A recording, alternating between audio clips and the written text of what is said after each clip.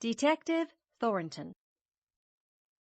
A few days later, Miss Celia was able to go about with her arm in a sling, pale still and rather stiff, but so much better than anyone expected that all agreed Mr. Payne was right in pronouncing Dr. Mills a master hand with broken bones. 2 devoted little maids waited on her, 2 eager pages stood ready to run her errands, and friendly neighbors sent in delicacies enough to keep these 4 young persons busily employed in disposing of them.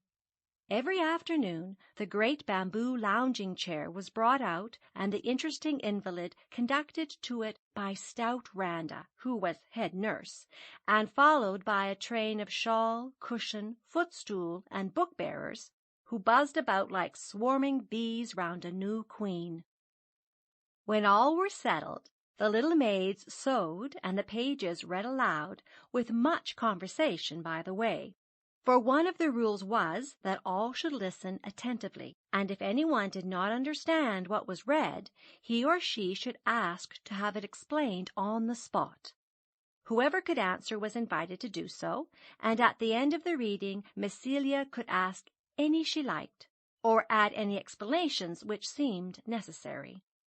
In this way much pleasure and profit was extracted from the tales Ben and Thorny read, and much unexpected knowledge, as well as ignorance displayed, not to mention piles of neatly hemmed towels for which Bab and Betty were paid like regular sewing-women. So vacation was not all play, and the girls found their picnics, berry parties, and goin' a-visitin' all the more agreeable for the quiet hours spent with Miss Celia.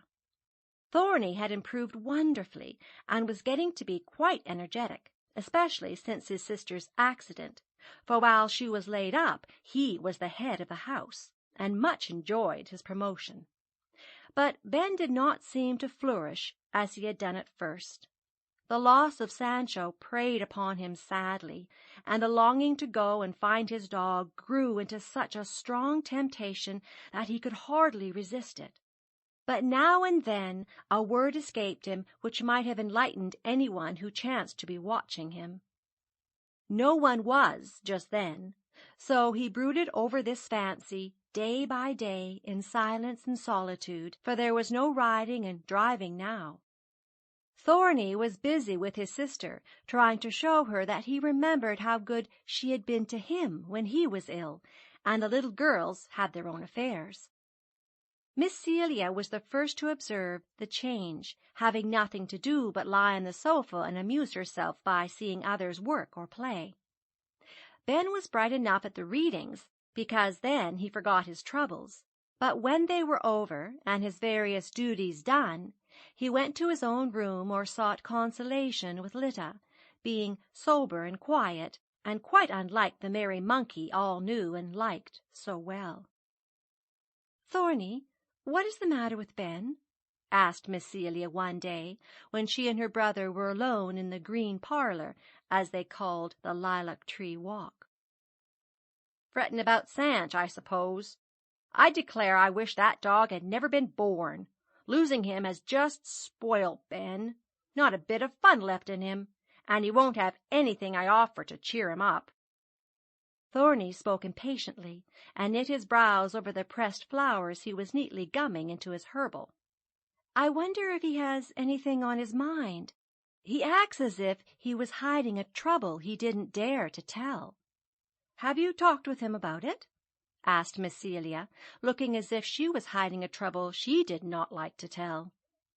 "Oh, yes, I poke him up now and then, but he gets peppery, so I let him alone. Maybe he is longing for his old circus again. Shouldn't blame him much if he was. It isn't very lively here, and he's used to excitement, you know." "I hope it isn't that. Do you think he would slip away without telling us, and go back to the old life again?" "Don't believe he would. Ben isn't a bit of a sneak. That's why I like him." "Have you ever found him sly or untrue in any way?" asked Miss Celia, lowering her voice. "No, he's as fair and square a fellow as I ever saw. Little bit low, now and then, but he doesn't mean it, and wants to be a gentleman, only he never lived with one before, and it's all new to him. I'll get him polished up after a while. Oh, Thorny, there are 3 peacocks on the place, and you are the finest," laughed Miss Celia, as her brother spoke in his most condescending way, with a lift of the eyebrows, very droll to see. "And 2 donkeys, and Ben's the biggest, not to know when he is well off and happy," retorted the gentleman, slapping a dried specimen on the page as if he were pounding discontented Ben. "Come here and let me tell you something which worries me. I would not breathe it to another soul, but I feel rather helpless, and I dare say you can manage the matter better than I." Looking much mystified, Thorny went and sat on the stool at his sister's feet, while she whispered confidentially in his ear, "I've lost some money out of my drawer, and I'm so afraid Ben took it." "But it's always locked up, and you keep the keys of the drawer and the little room." "It is gone, nevertheless, and I've had my keys safe all the time." "But why think it is he any more than Randa or Katy or me?" "Because I trust you 3 as I do myself. I've known the girls for years, and you have no object in taking it, since all I have is yours, dear." "And all mine is yours, of course. But, Celia, how could he do it? He can't pick locks, I know, for we fussed over my desk together, and had to break it after all." "I never really thought it possible till to-day, when you were playing ball, and it went in at the upper window, and Ben climbed up the porch after it. You remember you said, 'If it had gone in at the garret gable, you couldn't have done that so well.' And he answered, 'Yes, I could. There isn't a spout I can't shine up, or a bit of this roof I haven't been over.' So he did, but there is no spout near the little room window." "There is a tree, and such an agile boy as Ben could swing in and out easily. Now, Thorny, I hate to think this of him, but it has happened twice, and for his own sake I must stop it. If he is planning to run away, money is a good thing to have, and he may feel that it is his own, for you know he asked me to put his wages in the bank, and I did. He may not like to come to me for that, because he can give no good reason for wanting it. I'm so troubled I really don't know what to do." She looked troubled, and Thorny put his arms about her as if to keep all worries but his own away from her. "Don't you fret, Celie, dear. You leave it to me. I'll fix him, ungrateful little scamp." "That is not the way to begin.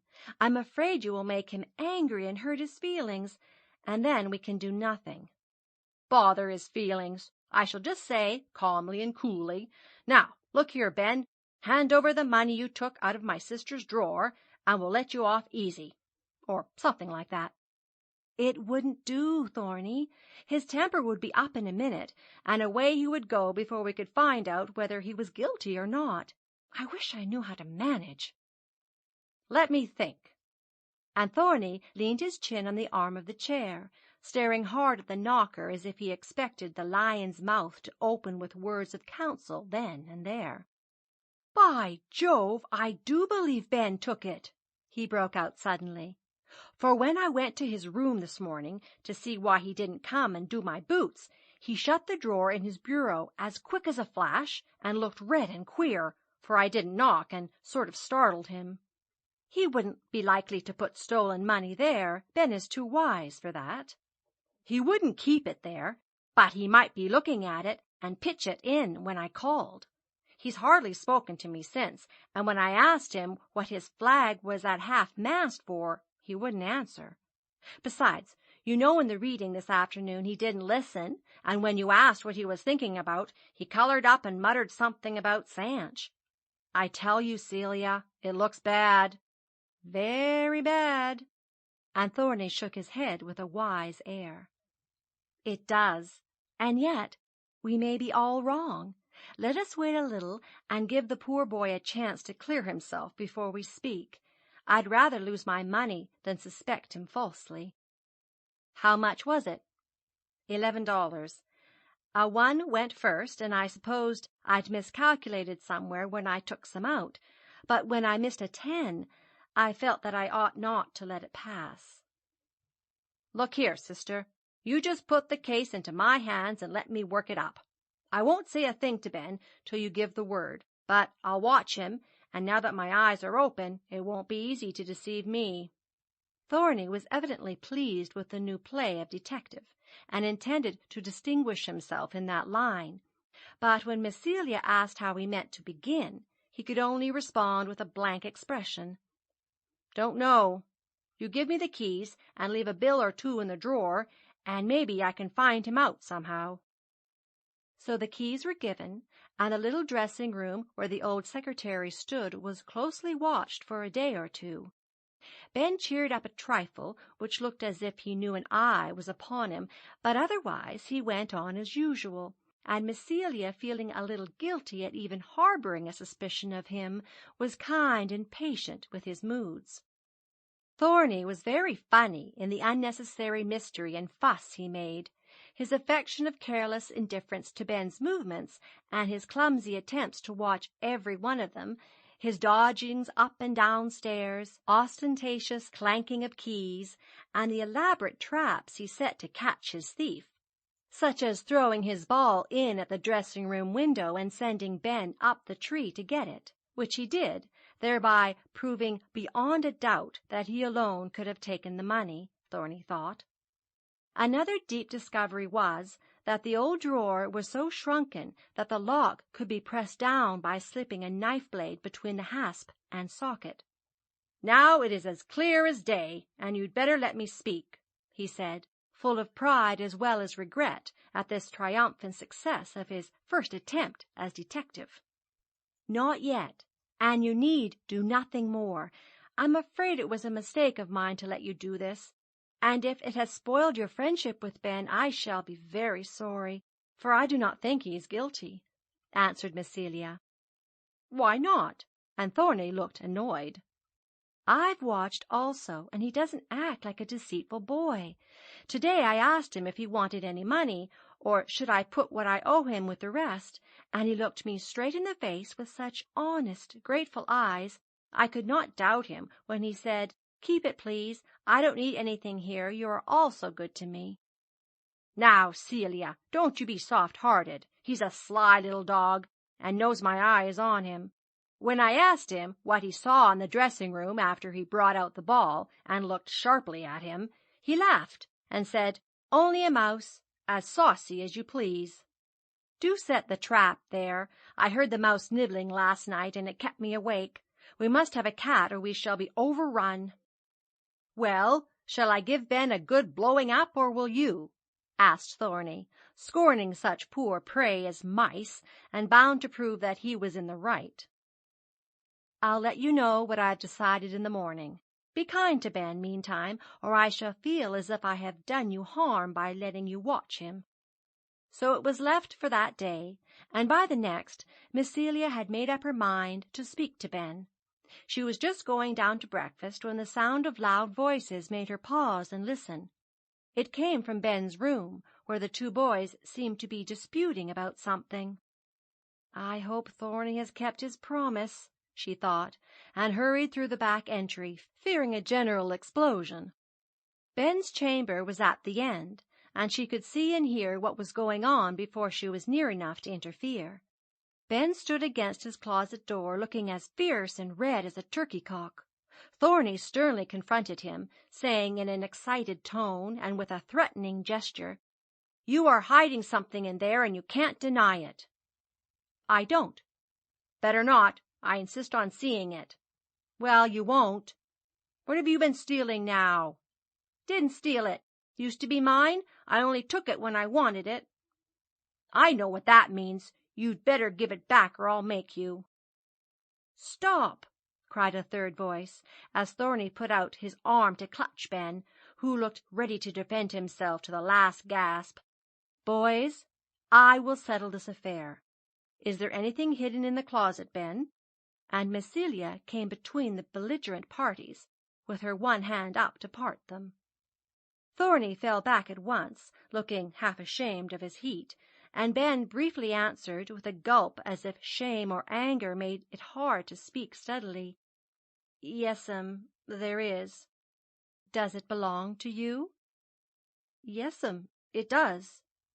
"Where did you get it?" "Up to Squire's." "That's a lie," muttered Thorny to himself.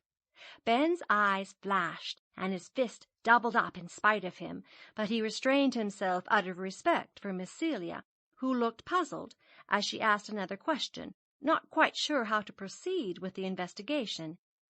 "Is it money, Ben?" "No'm, it isn't." "Then what can it be?" "Meow," answered a fourth voice from the closet, and as Ben flung open the door, a gray kitten walked out, purring with satisfaction at her release. Miss Celia fell into a chair and laughed till her eyes were full. Thorny looked foolish, and Ben folded his arms, curled up his nose, and regarded his accuser with calm defiance, while Pussy sat down to wash her face, as if her morning toilette had been interrupted by her sudden abduction. "That's all very well, but it doesn't mend matters much, so you needn't laugh, Celia," began Thorny, recovering himself, and stubbornly bent on sifting the case to the bottom, now he had begun. "Well, it would if you'd let a feller alone. She said she wanted a cat, so I went and got the one they gave me when I was at the Squire's. I went early and took her without asking, and I had a right to," explained Ben, much aggrieved by having his surprise spoiled. "It was very kind of you, and I'm glad to have this nice kitty. We will shut her up in my room to catch the mice that plague me," said Miss Celia, picking up the little cat and wondering how she would get her two angry boys safely downstairs. "The dressing-room, she means. You know the way, and you don't need keys to get in," added Thorny, with such sarcastic emphasis that Ben felt some insult was intended, and promptly resented it. "You won't get me to climb any more trees after your balls, and my cat won't catch any of your mice, so you needn't ask me. Cats don't catch thieves, and they are what I'm after." "What do you mean by that?" fiercely demanded Ben. "Celia has lost some money out of her drawer, and you won't let me see what's in yours, so I thought, perhaps, you'd got it," blurted out Thorny, finding it hard to say the words, angry as he was, for the face opposite did not look like a guilty one. For a minute Ben did not seem to understand him, plainly as he spoke. Then he turned an angry scarlet, and, with a reproachful glance at his mistress, opened the little drawer so that both could see all that it contained.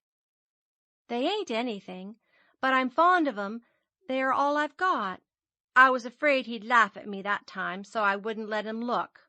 It was Father's birthday, and I felt bad about him and Sanch." Ben's indignant voice got more and more indistinct as he stumbled on and broke down over the last words. He did not cry, however, but threw back his little treasures as if half their sacredness was gone, and making a strong effort at self-control, faced round, asking of Miss Celia with a grieved look, "Did you think I'd steal anything of yours?" "I tried not to, Ben, but what could I do? It was gone, and you the only stranger about the place." "Wasn't there anyone to think bad of but me?" he said, so sorrowfully that Miss Celia made up her mind on the spot that he was as innocent of the theft as the kitten now biting her buttons, no other refreshment being offered. "Nobody, for I know my girls well, yet $11 are gone, and I cannot imagine where or how, for both drawer and door are always locked, because my papers and valuables are in that room." "What a lot! But how could I get it if it was locked up?" And Ben looked as if that question was unanswerable. "Folks that climb in at windows for a ball can go the same way for money, and get it easy enough when they've only to pry open an old lock." Thorny's look and tone seemed to make plain to Ben all that they had been suspecting, and being innocent, he was too perplexed and unhappy to defend himself. His eye went from one to the other, and seeing doubt in both faces, his boyish heart sunk within him, for he could prove nothing, and his first impulse was to go away at once. "I can't say anything, only that I didn't take the money. You won't believe it, so I better go back where I come from. They weren't so kind, but they trusted me, and knew I wouldn't steal a cent. You may keep my money, and the kitty, too. I don't want 'em." And, snatching up his hat, Ben would have gone straight away if Thorny had not barred his passage. "Come, now, don't be mad. Let's talk it over, and if I'm wrong I'll take it all back and ask your pardon," he said, in a friendly tone, rather scared at the consequences of his first attempt, though as sure as ever that he was right. "It would break my heart to have you go in that way, Ben. Stay at least till your innocence is proved. Then no one can doubt what you say now." "Don't see how it can be proved," answered Ben, appeased by her evident desire to trust him. "We'll try as well as we know how, and the first thing we will do is to give that old secretary a good rummage from top to bottom. I've done it once, but it is just possible that the bills may have slipped out of sight. Come now, I can't rest till I've done all I can to comfort you and convince Thorny." Miss Celia rose as she spoke, and led the way to the dressing-room, which had no outlet except through her chamber. Still holding his hat, Ben followed with a troubled face, and Thorny brought up the rear, doggedly determined to keep his eye on the little scamp, till the matter was satisfactorily cleared up. Miss Celia had made her proposal more to soothe the feelings of one boy and to employ the superfluous energies of the other, than in the expectation of throwing any light upon the mystery, for she was sadly puzzled by Ben's manner, and much regretted that she had let her brother meddle in the matter. "There," she said, unlocking the door with a key Thorny reluctantly gave up to her. "This is the room, and that is the drawer on the right. The lower ones have seldom been opened since we came, and hold only some of Papa's old books. Those upper ones you may turn out and investigate as much as you— Bless me, here's something in your trap, Thorny!" And Miss Celia gave a little skip as she nearly trod on a long gray tail which hung out of the hole now filled by a plump mouse. But her brother was intent on more serious things, and merely pushed the trap aside as he pulled out the drawer with an excited gesture, which sent it and all its contents clattering to the floor. "Confound the old thing! It always stuck, so I had to give it a jerk. Now there it is, topsy-turvy," and Thorny looked much disgusted at his own awkwardness. "No harm done. I've left nothing of value in it. Look back there, Ben, and see if there is room for a paper to get worked over the top of the drawer. I felt quite a crack, but I don't believe it is possible for things to slip out. The place was never full enough to overflow in any way." Miss Celia spoke to Ben, who was kneeling down to pick up the scattered papers, among which were 2 marked dollar bills, Thorny's bait for the thief. Ben looked into the dusty recess and then put it in his hand, saying carelessly, "There's nothing but a bit of red stuff." "My old pen-wiper. Why, what's the matter?" asked Miss Celia, as Ben dropped the handful of what looked like rubbish. "Something's warm and wiggly inside of it," answered Ben, stooping to examine the contents of the little scarlet bundle. "Baby mice! Ain't they funny? Look just like mites of young pigs. We'll have to kill 'em if you've caught their mammy," he said, forgetting his own trials in boyish curiosity about his find.